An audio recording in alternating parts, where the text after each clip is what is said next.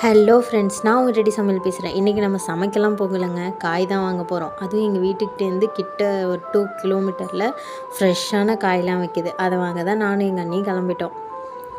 நான் ஒரு பக்கம் போய் தக்காளி எடுக்க ஆரம்பிச்சிட்டேன். எங்கள் அண்ணி பாதி காய் வாங்க ஆரம்பிச்சிட்டாங்க. பாருங்கள், எல்லா காயும் ஃப்ரெஷ்ஷாக இருந்துச்சுங்க. எல்லாத்துலேயும் கொஞ்சம் கொஞ்சம் வாங்கிட்டு கத்திரிக்காய், பொடலங்காய், முள்ளங்கி, பாருங்கள் பாவக்காய், எல்லாத்துலேயும் கொஞ்சம் கொஞ்சம் வாங்கிட்டோங்க. லாஸ்ட்டாக வெண்டைக்காவை கிள்ளி கிள்ளி பார்த்து வாங்கக்கூடாது, உடச்சி பார்த்து வாங்கணும். அப்போ தான் அது நல்ல காயான்னு தெரியும்.